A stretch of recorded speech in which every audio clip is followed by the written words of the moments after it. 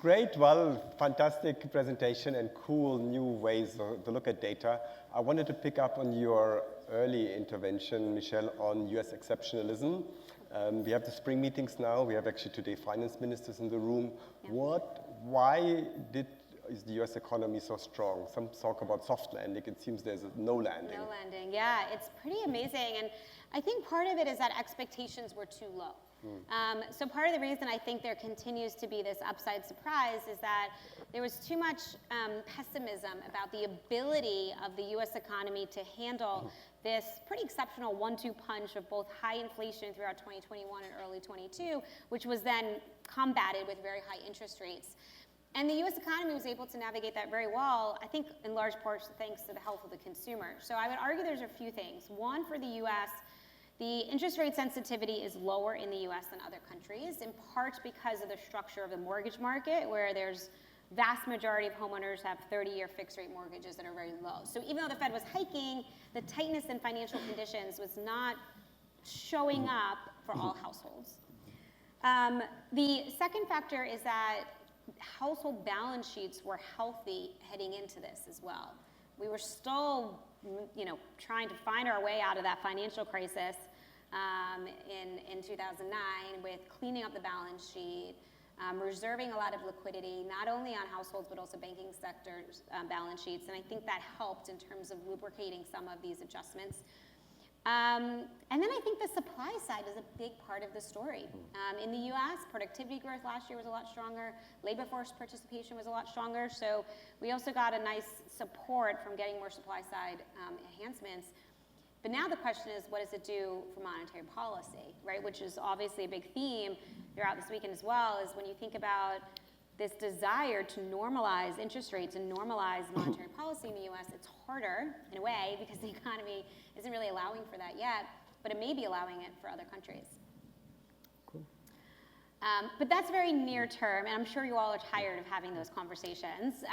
So let's get big picture. And I want to throw it back to you, Wolfgang, in terms of how you concluded around this idea of strong growth, strong prosperity, but also sustainability and climate. What do you think the recipe is to see greater success on that front? And what would you point to in terms of the countries that have really succeeded? Well, it's two key parts, right? One is what could you copy and what are easy low-hanging fruits? Yeah.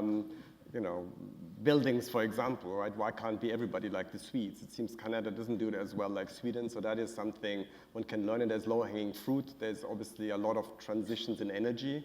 If you look at the countries, and I showed you 4, but if you do a bit wider, the almost rich and clean, you have Costa Rica, you have France, you have Spain. There's only 2 ways you can get to that stage. One is in energy, that's renewables, and that's been scaling up, and there's obviously lots of lessons and lots of debates there, but that train is underway. And in Germany, where we had a hard time, we have reached 50% now renewables. We still have a lot of dirty energy, but that train is underway in many countries, and there's enough lessons to be learned. And I think China is playing a positive role because it helps to bring down the prices of solar, among others. And the other is still the innovation needed. Yeah. And there's obviously big talk about, carbon capture and beyond.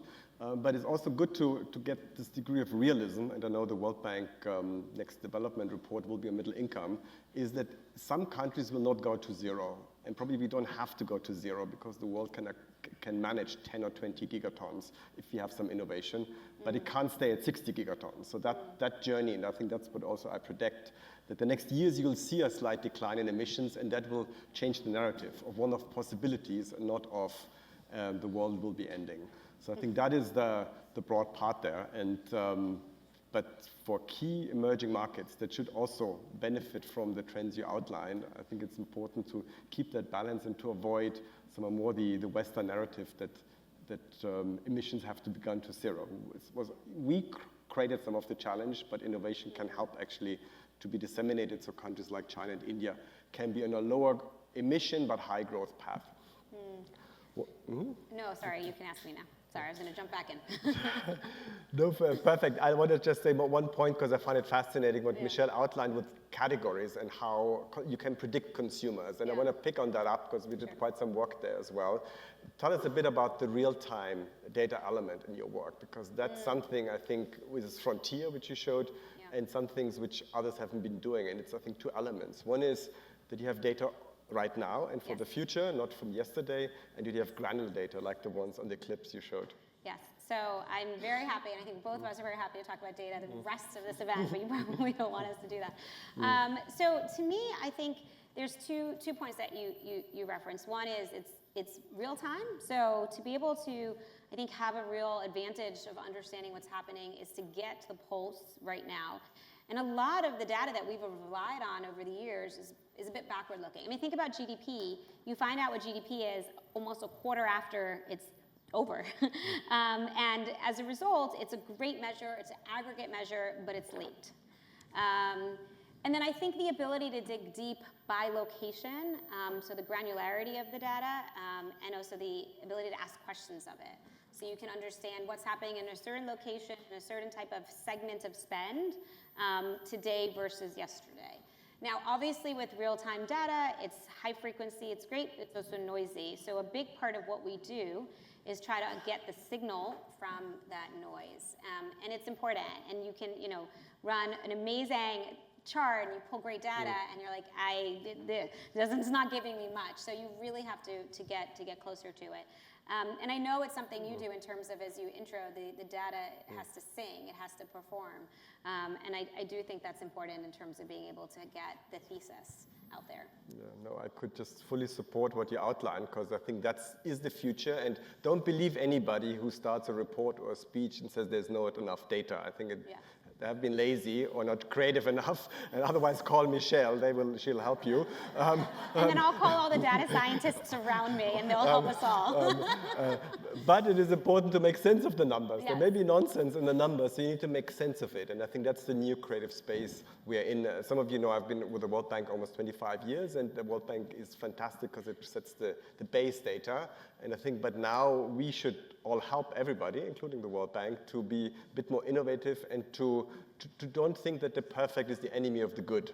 Remember the days when we didn't have the navigator, what did you do? Well, it was very painful to go to New York or to find this building here.